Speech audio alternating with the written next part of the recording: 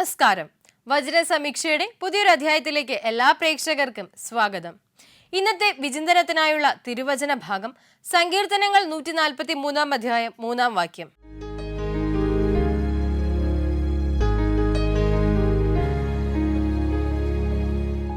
സൂര്യന്റെ ഉദയം മുതൽ അസ്തമയം വരെയും യഹോവയുടെ നാമം സ്തുതിക്കപ്പെടുമാറാകട്ടെ. ഏറ്റവും പ്രിയമുള്ളവരെ, നമുക്കറിയാം ഒരു ദിവസത്തിന്റെ ദൈർഘ്യം എന്ന് പറയുന്നത് 24 മണിക്കൂറാണ്. അവിടെ സൂര്യനും ചന്ദ്രനും മാറി മാറി വരാറുണ്ട്. സൂര്യന്റെ ഉദയം മുതൽ അസ്തമയം വരെയും, അതായത് രാവ് പുലരുന്നത് മുതൽ അത് വൈകുവോളം വരെയും ദൈവത്തിന്റെ നാമം സ്തുതിക്കപ്പെടണം എന്ന് തന്നെയാണ് അർത്ഥം. എന്നാൽ രാത്രിയിൽ ദൈവത്തെ നമ്മൾ സ്തുതിക്കണ്ടേ എന്നുള്ള ചോദ്യത്തിനും ഉത്തരം അടുത്തൊരു വചനത്തിൽ പറയുന്നുണ്ട്. പക്ഷെ എന്തു തന്നെയായാലും നമ്മൾ ഉണർന്നിരിക്കുമ്പോൾ ദൈവത്തെ ആരാധിക്കുവാനാണ് ഈ വചനത്തിന്റെ ആഹ്വാനം നമ്മളോട് കൽപ്പിക്കുന്നത്. അതായത് നാം ഉറക്കം ഉണരുന്ന നിമിഷം മുതൽ കിടക്കയിലേക്ക് ചായുന്നത് വരെയും നമ്മുടെ ഉള്ളിലും നമ്മുടെ അധരങ്ങളിലും നിറഞ്ഞു നിൽക്കേണ്ടത് ദൈവസ്നേഹമാകണം, ദൈവസ്നേഹത്തിന്റെ വർണ്ണനകളാകണം. ഇത്തരം വർണ്ണനകൾ നമ്മുടെ ജീവിതത്തിൽ ഉണ്ടാകുമ്പോഴാണ് മറ്റുള്ളവരെ ചേർത്ത് പിടിക്കുവാനും നമ്മൾ ആയിരിക്കുന്ന ഇടങ്ങളിലേക്ക് ആ സന്തോഷം പകരുവാനും നമുക്ക് സാധിക്കുന്നത്. ഇരുളിൽ വിരിയുന്നുവെങ്കിലും ലില്ലിപ്പൂവിന്റെ പരിമളം ഒരിക്കലും കെട്ടുപോകുന്നില്ലല്ലോ. അത് പ്രകാശത്തിലും മറ്റുള്ളവർക്ക് ആ ഒരു സുഗന്ധം നൽകുന്നില്ലേ? അതുപോലെ തന്നെ ആയിരിക്കണം നമ്മുടെ ജീവിതങ്ങളും. പ്രഭാതത്തിലും അതുപോലെ തന്നെ രാത്രിയിലും അന്ധകാരത്തിലും ഒക്കെയും ഒരു മിന്നാമിനുങ്ങിന്റെ നറുങ്ങുവെട്ടമായി നമ്മളും കത്തിജ്വലിച്ചു നിൽക്കണം. അങ്ങനെയുള്ള ജ്വാലകൾ ഉണ്ടാകുമ്പോൾ സൃഷ്ടികർത്താവിനോടുള്ള പ്രാർത്ഥനകൾ സ്വർഗത്തിലേക്ക് ഉയരുകയും അതോടൊപ്പം യഹോവയുടെ നാമം ഈ ലോകത്തിലെമ്പാടും സ്തുതിക്കപ്പെടുകയും ചെയ്യുമെന്നതിൽ സംശയമില്ല. തീർച്ചയായിട്ടും ഈ വചനം അതിന് നമ്മളെ സഹായിക്കട്ടെ. വചന സമീക്ഷയുടെ അധ്യായത്തിലേക്ക് എല്ലാ പ്രേക്ഷകർക്കും ഒരിക്കൽ കൂടി സ്വാഗതം. ഒരു കപ്പൽ ഇന്ന് രാത്രിയിലാണ് അതിൻ്റെ യാത്ര തുടങ്ങുന്നത്. കപ്പലിലാകട്ടെ ഒരുപാട് യാത്രക്കാരുണ്ട്, കപ്പിത്താനെ സഹായിക്കുവാനും ഒരുപാട് പേരുണ്ട്. ഒരുപാട് കച്ചവടക്കാർ തങ്ങളുടെ ഉപജീവന മാർഗങ്ങളുമായി അതിലുണ്ട്. ഒരുപാട് ദമ്പതികൾ തങ്ങളുടെ കുടുംബങ്ങളുമായി അതിൽ യാത്ര ചെയ്യുന്നുണ്ട്. അങ്ങനെ എല്ലാവരും കാത്തിരുന്ന സമയം എത്തുന്നു. രാത്രിയിൽ കപ്പൽ പുറപ്പെടുവാനുള്ള സമയം അതിക്രമിച്ചപ്പോൾ കപ്പൽ അവിടെ നിന്ന് പുറപ്പെടുകയാണ്, യാത്ര തുടരുകയാണ്. ഒരു ദിവസത്തെ യാത്ര പിന്നിട്ടു. എല്ലാവരും ഭയഭക്തി ബഹുമാനത്തോടുകൂടി സന്ധ്യനേരങ്ങളിൽ പ്രാർത്ഥിച്ചും ജപമാല ചൊല്ലിയും തങ്ങളായിരിക്കുന്ന യാത്രയിൽ ദൈവത്തിന്റെ ശ്രദ്ധയാകർഷിച്ച് പറ്റുവാൻ തക്ക വിധത്തിലുള്ള പ്രാർത്ഥനകളുമായി മുന്നോട്ട് നീങ്ങി. എന്നാൽ രണ്ടാം ദിവസം രാത്രിയാകുന്ന സമയത്ത് കടൽ വല്ലാതെ പ്രക്ഷുബ്ധമാകുന്നുണ്ട്. കടലിലെ മീനുകൾ എല്ലാവരും തന്നെ ഉയർന്ന് പൊങ്ങിച്ചാടുന്നു. അതായത് എന്തോ ഒരു ദുസ്സൂചനയാണ് അത് അർത്ഥമാക്കുന്നത്. ഈ കപ്പലിന്റെ കപ്പിത്താനാകട്ടെ ഇത് കണ്ട് തന്റെ കൂടെയുള്ളവർക്ക് നിർദ്ദേശം നൽകുന്നുണ്ട്. ഏത് നിമിഷവും നമ്മൾ ഒരുങ്ങിയിരിക്കണം, കരുതിയിരിക്കണം.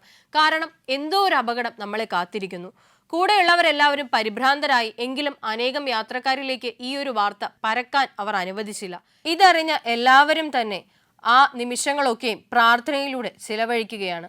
എന്താണ് ഇതിനുള്ള പ്രതിവിധി? എങ്ങനെയാണ് ഇത്രയും യാത്രക്കാരെ സുരക്ഷിതരാക്കുന്നത് എന്നുള്ള ചോദ്യം കപ്പലിലെ ഉദ്യോഗസ്ഥർക്കിടയിൽ നിറഞ്ഞു. എങ്ങനെയായിരിക്കും ഇതിനെ, ഈ ഒരു രാത്രിയെ, ഈ ഒരു പ്രതിസന്ധിയെ, ഈ ഒരു ദുർഘടവിധിയെ അവർ അതിജീവിച്ചിട്ടുണ്ടാവുക എന്നുള്ള ചോദ്യം നമുക്ക് മുൻപിലും നിൽപ്പുണ്ട്.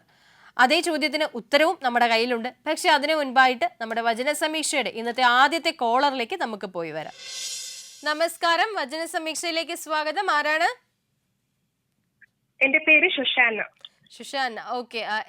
എവിടെ നിന്നാ വിളിക്കുന്നേ? നെയ്യാറ്റിങ്കര. വീട്ടിൽ ആരൊക്കെയുണ്ട്? അച്ഛൻ, അമ്മ, അനിയൻ. പഠിക്കുവാണോ വർക്ക് ചെയ്യുവാണോ? പഠിച്ചു, BEd പഠിച്ചു കഴിഞ്ഞു. ഇനി വർക്ക് ചെയ്യാൻ വേണ്ടിട്ട് ട്രൈ ചെയ്യുന്നു. ഓക്കെ, അപ്പൊ ടീച്ചർ ആണല്ലേ? ആയിട്ടില്ല.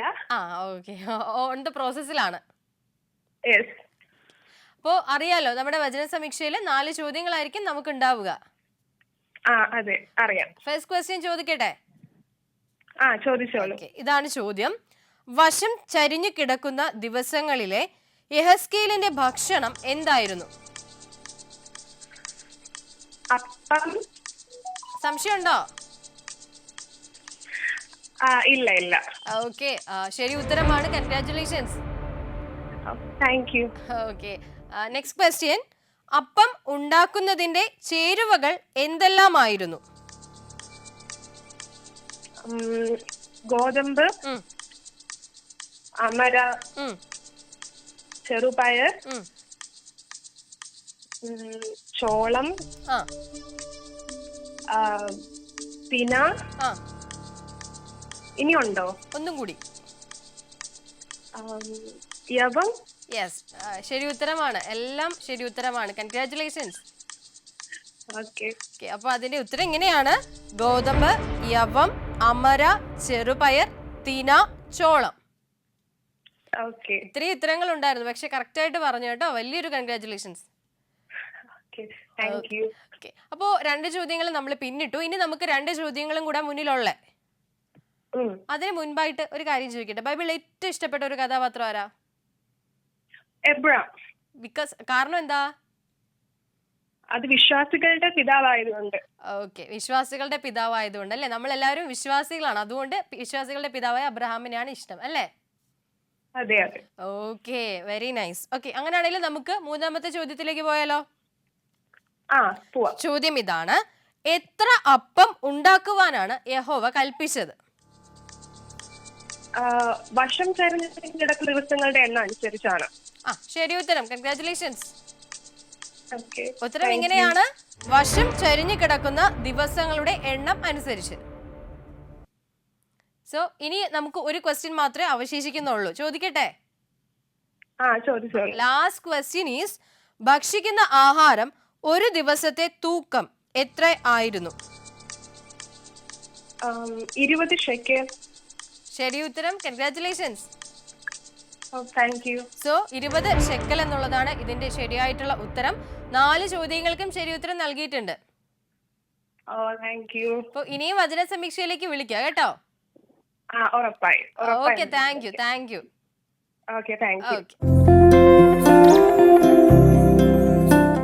ശശാനയായിരുന്നു നമ്മളോടൊപ്പം കോളിൽ ഉണ്ടായിരുന്നത്. ഒരു കുട്ടി ടീച്ചർ കൂടിയാണ്. അപ്പോൾ ശശാനയ്ക്കും കുടുംബത്തിനും ഒക്കെ വേണ്ടിയിട്ട് നമുക്ക് പ്രാർത്ഥിക്കാം.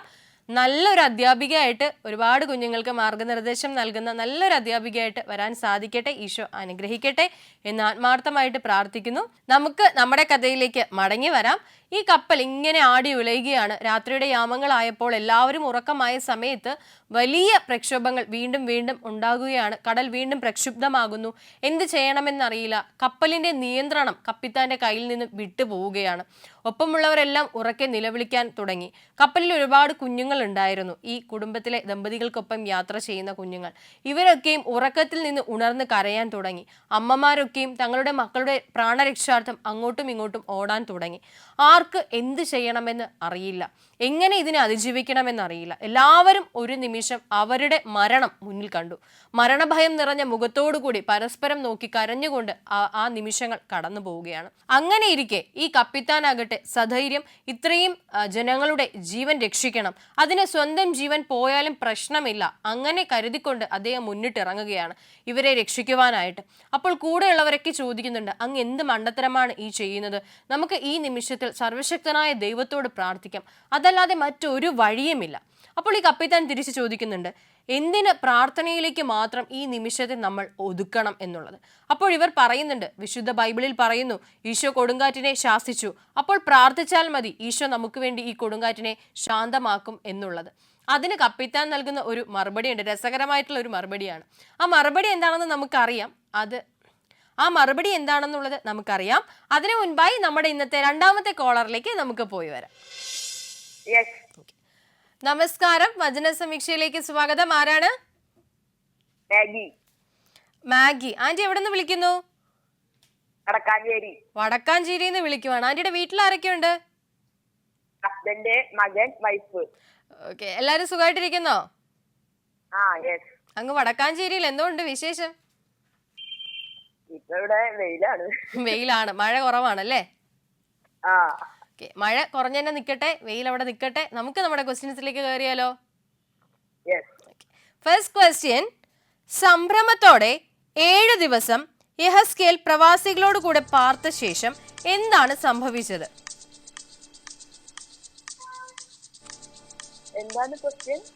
സംഭ്രമത്തോടെ 7 ദിവസം യെഹസ്കേൽ പ്രവാസികളോട് കൂടെ താമസിച്ചു. അതിനുശേഷം എന്താണ് സംഭവിച്ചത്? അതിനുശേഷം യഹോവയുടെ അരുളപ്പാട് ഉണ്ടായി. ശരി ഉത്തരം. കൺഗ്രാറ്റുലേഷൻസ്. ഉത്തരം ഇങ്ങനെയാണ്: യഹോവയുടെ അരുളപ്പാട് ഹെസക്കേലിന് ഉണ്ടായി. 2ാമത്തെ ചോദ്യം: യെഹസ്കേലിനെ യഹോവ ഏൽപ്പിച്ച ദൗത്യം എന്തായിരുന്നു? ഞാൻ എന്നെ ഇസ്രായേൽ ഗ്രഹത്തിനെ കാവൽക്കാരനാക്കിയിരിക്കുന്നു. എന്റെ വായിൽ നിന്ന് വചനം കേട്ട് എന്റെ നാമത്തിൽ അവരെ പ്രബോധിപ്പിക്കണം. ആന്റി കൺഗ്രാറ്റുലേഷൻസ്, ശരി ഉത്തരമാണ്.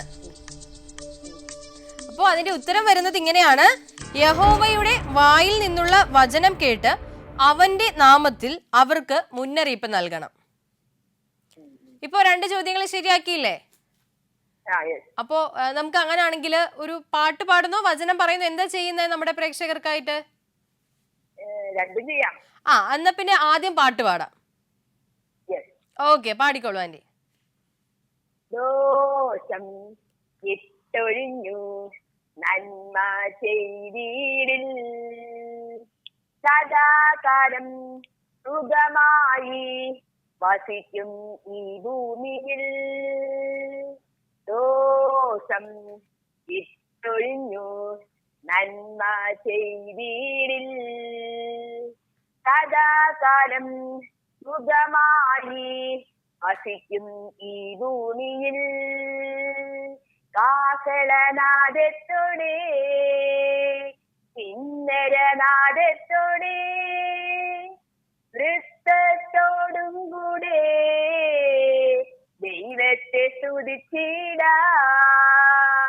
കാഹളനാദത്തോടെ കിന്നരനാദത്തോടെ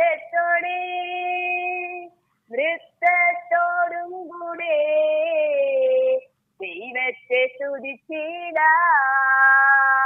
പരിശുദ്ധ മന്ദിരത്തിൽ ദൈവത്തെ സ്തുതിച്ചിടാ. വീണയോടും തപ്പോടും ദൈവത്തെ സ്തുതിച്ചിടാ. കാഹളനാദത്തോടെ കിന്നരനാദത്തോടെ വൃത്തത്തോടും കൂടെ ദൈവത്തെ സ്തുതിച്ചിടാ. ലാലാ ലാലാ ലാലാ. ആന്റി നന്നായിട്ട് പാടി കേട്ടോ. എനിക്ക് കൈയൊക്കെ അടിച്ച് നമ്മൾ ഈ കരസ്മാറ്റിക് പാട്ടുകളൊക്കെ ഇഷ്ടമാണോ? യെസ്, അതിന്റെ ആണ് ആ ഒരു ധ്വനി ഉണ്ടായിരുന്നു ഈ പാട്ടിലും. ഓക്കെ, അപ്പൊ അങ്ങനെയാണെങ്കിൽ ഇതേ സന്തോഷത്തിൽ നമുക്ക് അടുത്ത ചോദ്യത്തിലേക്ക് പോയാലോ? മൂന്നാമത്തെ ചോദ്യം ഇതാണ്: ദുഷ്ടന് മുന്നറിയിപ്പ് നൽകിയിട്ടും അവൻ തന്റെ ദുഷ്ടതയും ദുർമാർഗവും വിട്ടുതിരിയുന്നില്ലെങ്കിൽ എന്താണ് സംഭവിക്കുന്നത്? ദുഷ്ടൻ അവന്റെ അകൃത്യത്തിൽ മരിക്കും. പിന്നീട് എന്ത് സംഭവിക്കും? അകൃത്യത്തിൽ മരിക്കും. ഓക്കെ, ഉത്തരം ശരിയാണ്. ഞാനൊന്ന് അഡീഷണൽ ആയിട്ട് ചോദിച്ചതേ ഉള്ളൂ. അപ്പോ എന്തായാലും കൺഗ്രാറ്റുലേഷൻസ്. ഉത്തരം ഇങ്ങനെയാണ്: ദുഷ്ടൻ തന്റെ അകൃത്യത്തിൽ മരിക്കും, നീയോ നിന്റെ പ്രാണനെ രക്ഷിക്കുകയും ചെയ്യും. അപ്പോ ലാസ്റ്റ് ക്വസ്റ്റ്യനിലേക്ക് പോയാലോ? ചോദ്യം ഇതാണ്: ആരുടെ മുൻപിലാണ് യഹോവ ഇടർച്ചക്കല്ല് വെച്ച് അവൻ മരിക്കുന്നത്?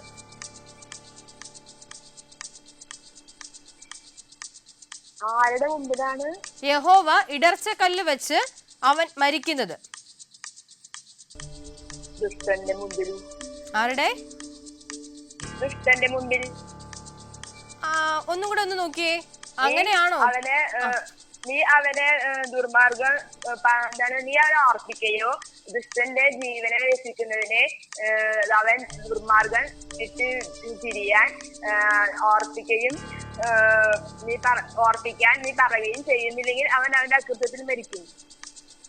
ഓക്കെ, ഇടർച്ചക്കല്ല് വെച്ച് മരിക്കുന്നതിനെ പറ്റി വാക്യത്തിലൊന്നും പറയുന്നില്ല. ഇല്ലില്ല, ഇതിലില്ല. 15, 16, 17, 18, 19 5 വാക്യത്തിലില്ല. ഓക്കെ, അപ്പം ഉത്തരം അത് ദുഷ്ടൻ തന്നെ ആയിരിക്കും. വചനം നമ്മുടെ ബൈബിള് മാറുന്ന അനുസരിച്ചുള്ള മാറ്റമായിരിക്കുവേ. അപ്പൊ ഉത്തരം ശരിയാണ്. നമ്മുടെ ബൈബിൾ പ്രകാരമുള്ള ഉത്തരം ഇങ്ങനെയാണ്: നീതി വിട്ടകന്ന് നീതികേട് പ്രവർത്തിക്കുന്ന നീതിമാന്റെ മുൻപിൽ. ഓക്കെ, സാറില്ല. ഉത്തരം എന്തായാലും ദുഷ്ടൻ ഇത് തന്നെയാണ്. ഇതിന്റെ ഒരു കുറച്ചും കൂടെ ഒരു വിവരിച്ച ഫോമിലാണ് ഇവിടെ കൊടുത്തിരിക്കുന്നത്. അപ്പൊ എന്തായാലും 4 ചോദ്യങ്ങൾ ഏറെക്കുറെ ശരിയാക്കിയിട്ടുണ്ട്. അപ്പൊ ആന്റി സന്തോഷമായില്ലേ? ഓക്കെ ആന്റി, അപ്പൊ ഇനിയും വിളിക്കാം വചന സമീക്ഷയിലേക്ക്. Thank you. Okay aunty. Maggie aunty ആയിരുന്നു നമ്മളോടൊപ്പം കോളിൽ ഉണ്ടായിരുന്നത്. വളരെ സന്തോഷകരമായിട്ടൊരു പാട്ടൊക്കെ വലുതായിട്ട് പാടി നമുക്ക് വേണ്ടിയിട്ട് അത്രയും സന്തോഷത്തോടു കൂടി ഒരു കോൾ അറ്റൻഡ് ചെയ്യുകയായിരുന്നു. അപ്പോൾ ആൻറ്റിക്കും കുടുംബത്തിനും ഒക്കെ വേണ്ടിയിട്ട് പ്രാർത്ഥിക്കുന്നു. എല്ലാ ആശംസകളും നേരുന്നു. നമുക്ക് നമ്മുടെ കഥയിലേക്ക് മടങ്ങിയാലോ? ഈ കപ്പിത്താൻ നൽകുന്ന ഉത്തരത്തിനായിരുന്നു നമ്മളും കാത്തിരുന്നത്, അല്ലെ? കപ്പിത്താൻ പറയുകയാണ്, ശരിയാണ്, വിശുദ്ധ ഗ്രന്ഥത്തിലും ഈശോയുടെ ജീവിതത്തിലും നമ്മൾ അങ്ങനെ ഒരു കഥ വായിക്കുന്നുണ്ട്. ഈശോ കൊടുങ്കാറ്റിനെ ശാന്തമാക്കുന്ന കഥ. പക്ഷേ ഞാനൊന്ന് ചോദിക്കട്ടെ, അന്ന് ഈശോ അവരുടെ മധ്യേ ഉണ്ടായിരുന്നു. ശാരീരികമായിട്ട് അല്ലെങ്കിൽ ആത്മീയമായിട്ട് അവർക്ക് ഉണർവ് നൽകുന്നതിന് അവരോടൊപ്പം യാത്ര ചെയ്തിരുന്നു. ഇന്ന് ഈ നിമിഷം അദൃശ്യമായിട്ടുള്ള ഒരു ശക്തിയായി മാത്രമാണ് ഈശോ നമ്മുടെ ഒപ്പമുള്ളത്, അല്ലെങ്കിൽ നമ്മളെ വഴി നടത്താനുള്ളത്. തീർച്ചയായിട്ടും ഈ കൊടുങ്കാറ്റിൽ നിന്നും അവൻ നമ്മളെ രക്ഷിക്കും. ഈ കപ്പലിലെ ഒരാൾക്ക് പോലും ഒന്നും സംഭവിക്കില്ല. ആ ഉറച്ച വിശ്വാസം എനിക്കുണ്ട്. പക്ഷേ അതിന് നമ്മൾ വെറുതെ ഇരുന്നാൽ മതിയോ? ആരെങ്കിലുമൊക്കെ ഈശോയുടെ ദൂതനായിട്ട് പ്രവർത്തിക്കണ്ടേ? എല്ലാവരും പറയണ്ടേ? അല്ലെങ്കിൽ എല്ലാവരും നമ്മളെ നോക്കുമ്പോൾ ഒരു വട്ടമെങ്കിലും തോന്നണ്ടേ ഈശോയുടെ ദൂതനാണ്, ഇയാളാണ്, ഈ മനുഷ്യനാണ് നമ്മളെ രക്ഷിച്ചതെന്ന്? അതിന് ദൈവം വിനിയോഗിച്ചിരിക്കുന്നത്, അല്ലെങ്കിൽ ദൈവത്തിന്റെ അരുളപ്പാട് ലഭിച്ചിരിക്കുന്നത് ഒരുപക്ഷെ നമുക്കാകാം. ഒന്ന് ചിന്തിച്ചു നോക്കിയേ, നമ്മുടെ കയ്യിലാണ് ഇത്രയും ജീവൻ. ഈശോയിൽ വിശ്വാസം അർപ്പിച്ച് നമ്മുടെ വിശ്വാസങ്ങളിൽ അടിയുറച്ച് ആഴത്തിൽ വിശ്വസിച്ചുകൊണ്ട് ഈ നിമിഷം നമുക്ക് മുന്നോട്ട് നീങ്ങാം. അങ്ങനെയെങ്കിൽ ഒരുപക്ഷെ നാളത്തെ സൂര്യോദയം നമ്മൾ കാണുമ്പോൾ എല്ലാവരും നമുക്ക് വേണ്ടി ദൈവത്തെ സ്തുതിച്ച് വാഴ്ത്തും എന്നുള്ളത്. ആ മറുപടി അവർക്ക് എല്ലാവർക്കും സ്വീകാര്യമായിരുന്നു. അപ്പോൾ ആ മറുപടിയുമായിട്ട് ബന്ധപ്പെട്ട് നമ്മുടെ ജീവിതം നമുക്കൊന്ന് കൂട്ടി വായിക്കാം. അതിനു മുൻപായിട്ട് നമ്മുടെ വചന സമീക്ഷയിലെ ഇന്നത്തെ അവസാനത്തെ കോളറിലേക്ക് നമുക്ക് പോകാം. നമസ്കാരം, വചന സമീക്ഷയിലേക്ക് സ്വാഗതം. ആരാണ്? റിയ. റിയ എവിടെ നിന്ന് വിളിക്കുന്നു? എവിടെ നമ്മനെ? തിരുവനന്തപുരം. മോൾ വീട്ടിലാരൊക്കെയുണ്ട് റിയയുടെ? ഒരിക്കൽ കൂടെ പറയൂ മോനെ. ചേട്ടൻ, അപ്പ, അമ്മ. ഓക്കെ, എല്ലാരും സുഖമായിട്ടിരിക്കുന്നോ? സുഖമായിട്ടിരിക്കുന്നു. ഓക്കെ, അപ്പൊ മോൾ എത്രാം ക്ലാസ്സിലാ പഠിക്കുന്നേ? 5ലാണ് അല്ലേ? അപ്പം അറിയാലോ, വചന സമീക്ഷ കാണാറുണ്ടോ? കാണാറുണ്ട്. അപ്പൊ നമുക്ക് ചോദ്യങ്ങളിലേക്ക് കയറിയാലോ. 4 ചോദ്യങ്ങളായിരിക്കും മോളോട് ചോദിക്കുന്നത്. റിയയ്ക്ക് വേണ്ടിയിട്ടുള്ള ഒന്നാമത്തെ ചോദ്യം ഇതാണ്: യെഹസ്കേൽ എവിടെയാണ് വസിച്ചിരുന്നത്? പ്രവാസിയായി ബാബിലോണിൽ. ശരി ഉത്തരം, കൺഗ്രാറ്റുലേഷൻസ്. ഉത്തരം ഇങ്ങനെയാണ്, പ്രവാസിയായി ബാബിലോണിൽ. ഇനി രണ്ടാമത്തെ ചോദ്യം: സ്വർഗം തുറന്ന് ദിവ്യ ദർശനങ്ങൾ യെഹസ്കേൽ കണ്ടത് ഏത് രാജാവിന്റെ പ്രവാസ കാലത്താണ്? യഹോയാക്കീൻ രാജാവിന്റെ. സംശയമൊന്നുമില്ലല്ലോ? ഇല്ല. ശരി ഉത്തരം, കൺഗ്രാറ്റുലേഷൻസ്. ഉത്തരം ഇങ്ങനെയാണ്, യഹോയാക്കീൻ രാജാവിന്റെ. ഇപ്പൊ 2 ചോദ്യങ്ങൾക്ക് ശരി ഉത്തരം നൽകി. അപ്പൊ ഒരു സന്തോഷമൊക്കെ ഇല്ലേ? അപ്പൊ ആ ഒരു ഊർജത്തോടെ നമുക്ക് ഒരു പാട്ട് പാടിയാലോ? പാടിക്കോളൂ മോളെ.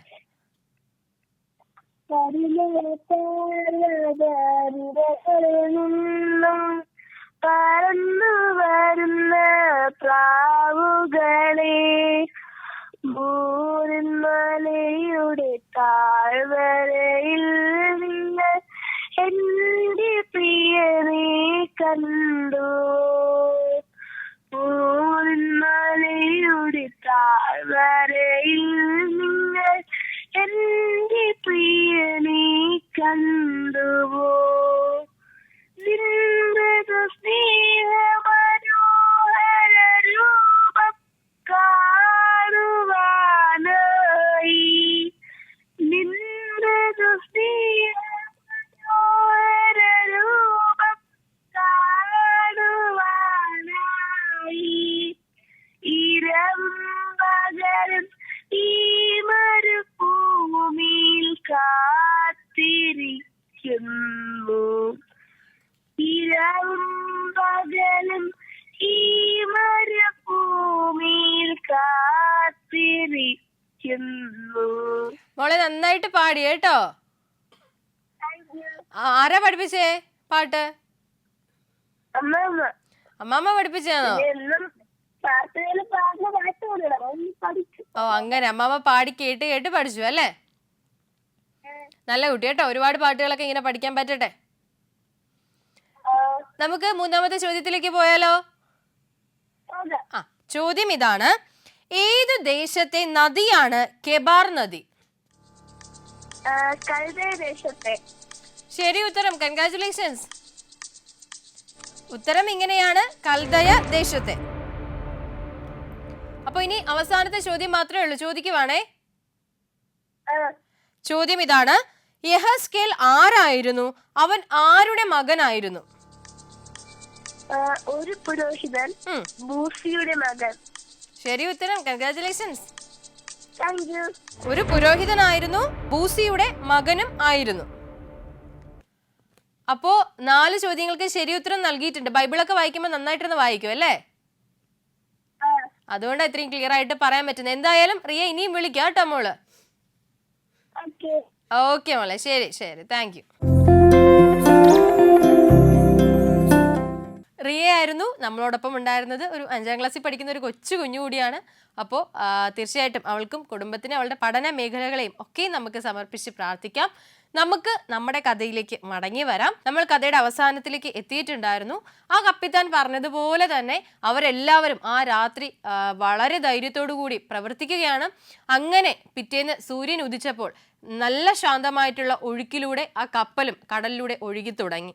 തലേ ദിവസം അത്രയും പേടിച്ചിരുന്നു എന്ന് പോലും ആരും കരുതിയിട്ടില്ല, അല്ലെങ്കിൽ ആരുടെ മുഖഭാവത്തിൽ നിന്നും അത് വ്യക്തമല്ല. ജനങ്ങളെല്ലാവരും, യാത്രക്കാരെല്ലാവരും ദൈവത്തെ സ്തുതിച്ചുകൊണ്ട് കപ്പിത്താനെയും കൂടെയുള്ളവരെ, കൂട്ടാളികളെയും ഒക്കെ അഭിനന്ദിച്ചു, ദൈവത്തിന് നന്ദി പറഞ്ഞു. ഏറ്റവും പ്രിയമുള്ളവരെ, നമ്മളും പലപ്പോഴും ഈ കപ്പിത്താന്റെ വേഷം അണിയാറുണ്ട്.